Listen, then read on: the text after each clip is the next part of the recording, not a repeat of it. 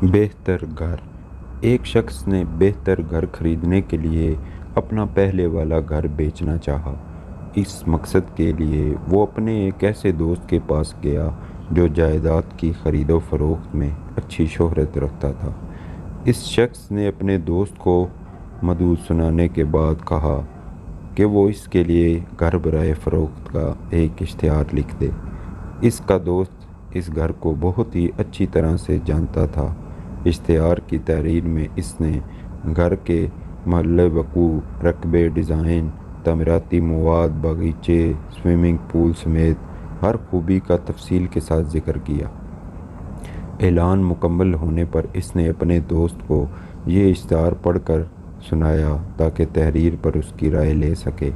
इश्तिहार की तहरीर सुनकर उस शख्स ने कहा, बराए मेहरबानी इस इश्तिहार को ज़रा दोबारा पढ़ना। और इसके दोस्त ने इश्तिहार दोबारा पढ़कर सुना दिया। इश्तिहार की तहरीर को दोबारा सुनकर यह शख्स तकरीबन चीख ही पड़ा, क्या मैं ऐसे शानदार घर में रहता हूँ और मैं सारी ज़िंदगी एक ऐसे घर के ख्वाब देखता रहा जिसमें कुछ ऐसी ही खूबियाँ हों, मगर ये कभी ख्याल ही नहीं आया कि मैं तो रह ही ऐसे घर में रहा हूँ जिसकी ऐसी खूबियाँ तुम बयान कर रहे हो। मेहरबानी करके इस इश्तिहार को ज़ाया कर दो, मेरा घर बकाऊ ही नहीं है।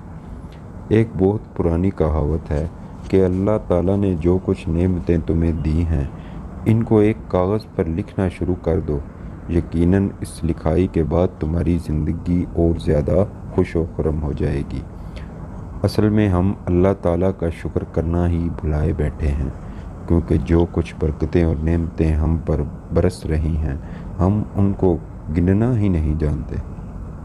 हम तो सिर्फ़ अपनी गिनी चुनी चंद परेशानियां या कमी और कोताहियां देखते हैं और बरकतों और नेमतों को भूल जाते हैं। किसी ने कहा, हम शिकवा करते हैं कि अल्लाह ने फूलों के नीचे कांटे लगा दिए हैं। होना यूँ चाहिए था कि हम अल्लाह का शुक्र अदा करते कि उसने कांटों के ऊपर भी फूल उगा दिए हैं। एक और ने कहा, मैं अपने नंगे पैरों को देखकर गड़ता रहा, फिर एक ऐसे शख्स को देखा जिसके पाँव ही नहीं थे, तो शुक्र के साथ अल्लाह के सामने सजदे में गिर गया। अब आपसे सवाल, कितने ऐसे लोग हैं जो आप जैसा घर, गाड़ी, टेलीफोनों, तालीमी सनद, नौकरी वगैरह वगैरह की ख्वाहिश करते हैं?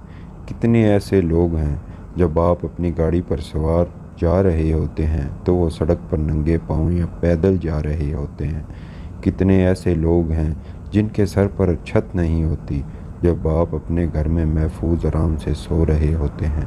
कितने ऐसे लोग हैं जो इल्म हासिल करना चाहते हैं और ना कर सके और तुम्हारे पास तालीम की संद मौजूद है? कितने बेरोज़गार शख्स हैं जो फाका कशी करते हैं और आपके पास मुलाजमत और मनसब मौजूद है, और वगैरह वगैरह हज़ारों बातें लिखी और कही जा सकती हैं। क्या ख्याल है, अभी भी अल्लाह की नेमतों के एतराफ़ और उनका शुक्र अदा करने का वक्त नहीं आया?